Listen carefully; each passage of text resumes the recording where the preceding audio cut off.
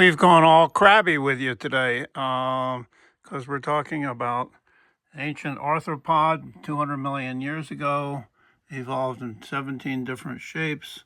Neanderthals were eating them Portuguese coast 90,000 years ago. Look at all the different ones. Here they're having a nice crab boil. Yeah, the beautiful swimmer. We're going to get into that. The blue crabs are the only ones that can swim. The other crabs just crawl on the floor. Yeah, I'm crabby. Leave me alone. Baltimore. Yeah, Merlin, famous for their crabs. The Chesapeake Bay. Look at this T-shirt. It's just a gorgeous T-shirt, isn't it? I was trying to set up this crab trap to show you, but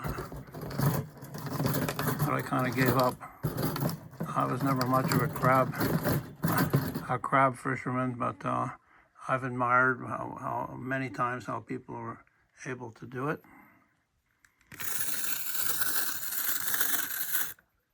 Yeah.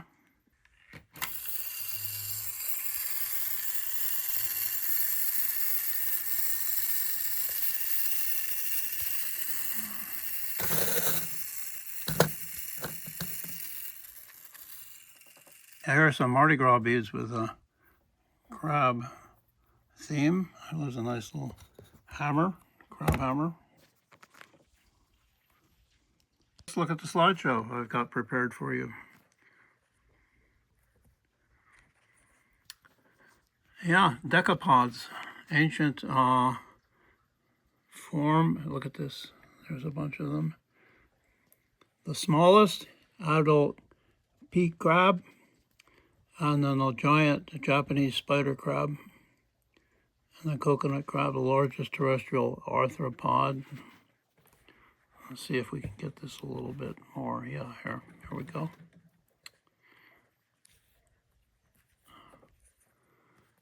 So ancient roots, human consumption, Neanderthals. Look at this.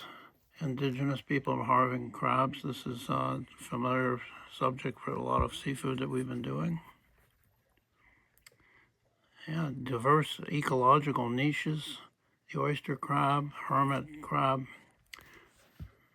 Look at the Christmas Island red crabs. Annual migration to the sea. Look at these happy people holding on to their giant crab catches. I'm a little shaky today. Dungeness crabs.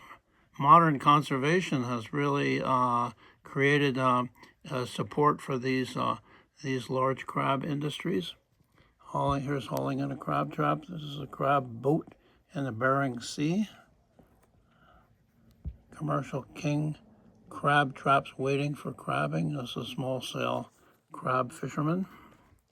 See if I can rest that here. That's better, a little less shaky, huh? Trying to do all this myself.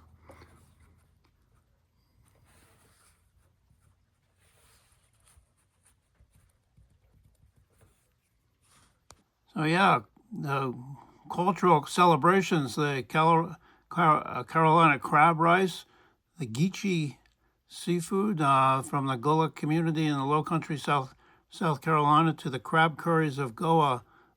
Folks have really enjoyed their traditional and their regional catches.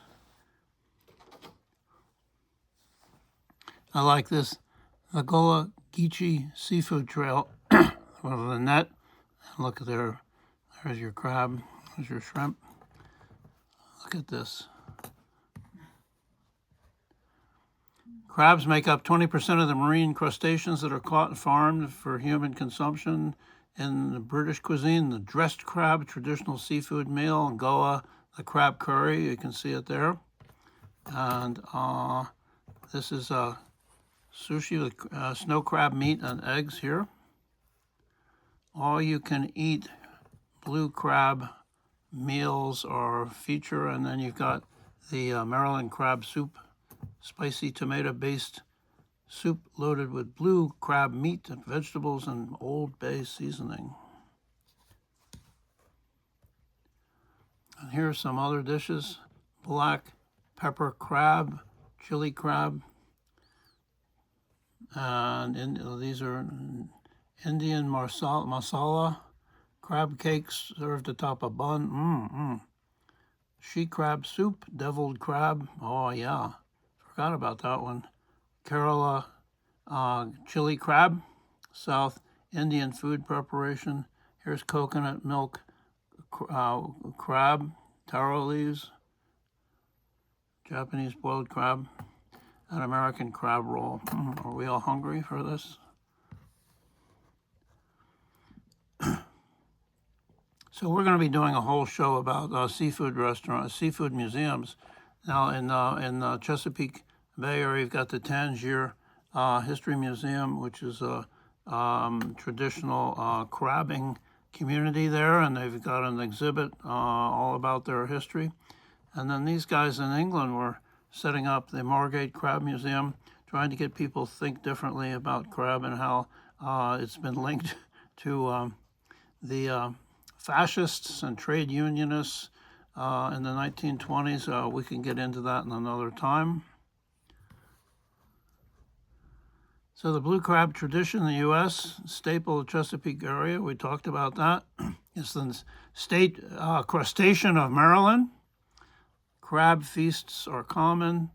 And look in the history as well. Crab picker strike. In 1938, 600 crab pickers, predominantly black women, went on strike from Christfeld's packing houses, protesting wage cuts and demanding union recognition. And they faced vigilante violence and other extreme measures from white packing house owners, local politicians, and business in attempts to end the strike. Ultimately, the cannery union prevailed, and the unions remained active until 1990. And you can see some of this historic pictures and some of this now. And here, meet 87-year-old Hazel Cropper, 16-time crab picking world champion from Christfield. So they went from being a targeted community, overworked and all that, to being champions and heralded, same community. And then you've got in Christfield, Maryland, also the National Hard Crab Derby, and part of the calling it Christfield, calling it the crab capital of the world. And you can see that there are crab picking contests, but there's also crab races. So they put the crabs in here and these chutes, and then they lower this, and then the crabs go down this slanted thing, and you can see who's going to be the fastest moving crab. Again, blue crabs are the ones who can swim. We're going to get into that. So here, there's also always a crab queen. In this case, back in, I don't know when that was, probably in the 60s, this woman, this young woman, got to be crab queen, but she actually lives in this community and she doesn't like crabs. But she probably goes to, or went to Christfield High, which is the crabbers. That's their, and they can see the blue crab there. It looks more purple though. Different cultures. Here's crab by Albrecht Dürer, 1495. Wonderful image of a crab. The Chinese crabs and chrysanthemums. You don't usually think of that as a combination. Look at this beautiful glazed earthenware pot with all the seafood, but the crab is in the middle. This is a cloth. A little hard to see that one, but it's from Panama. A traditional embroidery. And then you've got the constellation of Cancer. The crab is something that you can look up and learn more about it. Then you've got mascots. The Humboldt Crabs, that's, I think, a baseball team in California, I guess. And then you had the Crazy Crab, which was for a time the San Francisco Giants mascot, and it was supposed to be an annoying, ugly character. But and then the Charlotte Stone Crabs, which is a affiliate of the Tampa Bay Rays, they had for a while Clawford as their mascot. And Florida Stone Crabs, this is something that we got into when we were living in Florida. celebrated Gulf Coast delicacy, famous for sweet lobster-like meat, and they're a uniquely sustainable luxury because the fishermen harvest only the big claws, and they release the crabs back into the water to regenerate their claws. And Joe Weiss is famous for Joe's Stone Crab. He started this 1913 small seafood shack and just got into boiling the claws and cracking them and serving them chilled with mustard sauce. And now it's synonymous with Joe's Stone Crab today in Miami, and they have a bunch of locations. You can see some of the promotions there. It's a great food heritage place. And then you've got the Louisiana crab and boil tradition, and then here's this thing about the beautiful swimmers. The Atlantic blue crab, his name is beautiful swimmer, derives from these two words, which actually means beautiful, savory swimmer. And again, these blue crabs are the only crabs that can swim because they've got this. Can I show you what Lola's? Yeah, their back leg has this paddle on it, which allows them to be very maneuverable. So you got the Snow King and Dungeness crabs.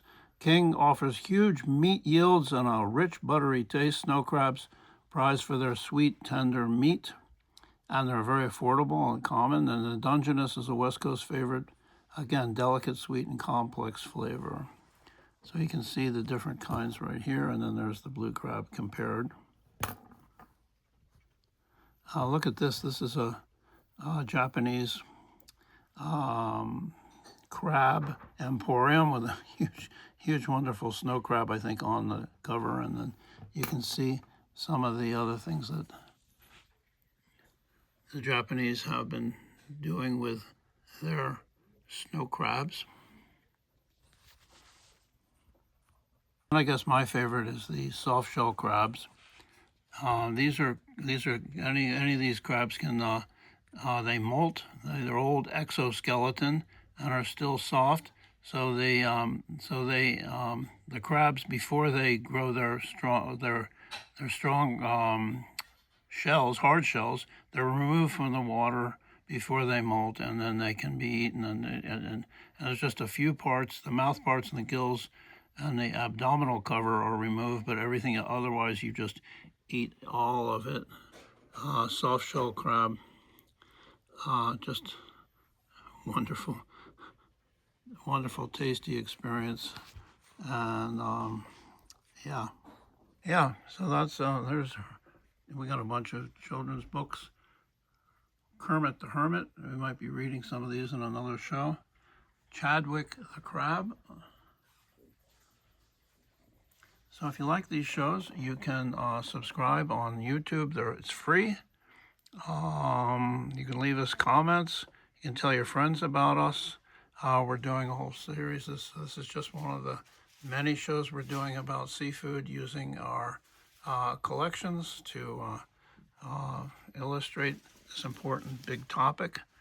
Thanks for joining us, and enjoy your crabs. I'd love to have some soft shell crab right now.